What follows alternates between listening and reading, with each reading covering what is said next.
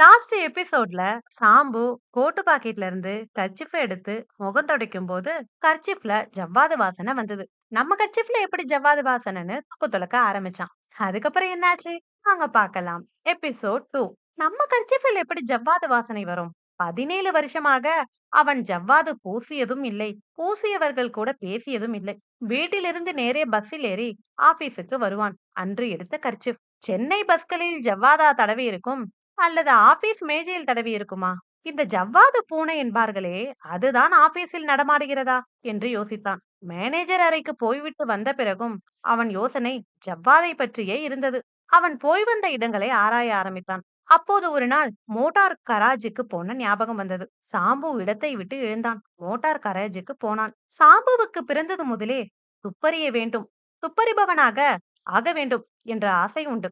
அந்த ஆசைதான் இப்படி துப்பறிய தூண்டியது. கராச்சில் இருந்து மோட்டாரின் பக்கம் சென்று மோந்து பார்த்தான். மோட்டார் கதவின் மீது வாசனை கமகமவென்று அடித்தது. கையில் கைக்குட்டை வைத்துக் கொண்டு கதவை பிடித்திருந்தால் கதவில் வாசனை வருகிறது. இப்படித்தான் சாதாரணமாக யாரா இருந்தாலும் யோசிப்பார்கள். ஆனா நம்ம சாம்புதான் சிஐடி ஆச்சே. அங்கதான் சந்தேகம் வலுத்தது. மோட்டார் கைப்பிடியில் ஏது ஜவ்வாது? ஜவ்வாது பூசிக்கொள்பவர்கள் யாரும் ஆபீஸில் கிடையாது. தனது 17 வருஷ அனுபவத்தில் இதை உறுதியாக சொல்ல முடியும். பின்பு இந்த வண்டியில் ஜவ்வாது வாசனை எப்படி என்று யோசித்தான். அன்று திங்கட்கிழமை. முந்தின சனிக்கிழமை அவன் கராஜிக்கு வந்து இந்த மோட்டாரை பார்த்திருக்கிறான்.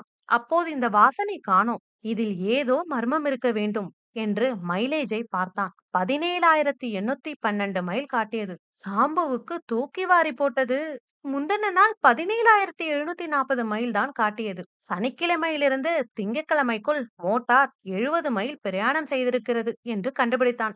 யார் இதை எடுத்து சென்றிருப்பார் என்று யோசித்தான். மோட்டாரை எடுப்பதென்றால் ஆபீஸுக்காக மட்டும்தான் எடுக்க வேண்டும். அதுவும் ஆபீஸ் தினங்களில் மட்டும்தான். ஞாயிற்றுக்கிழமையில் சொந்த உபயோகத்திற்காக இதை யாரோ கொண்டு போயிருக்க வேண்டும் என்று கண்டுபிடித்தான். போக 36, வர 36, ஆக மொத்தம் 72 மைல். எந்த ஊரா இருக்கலாம்?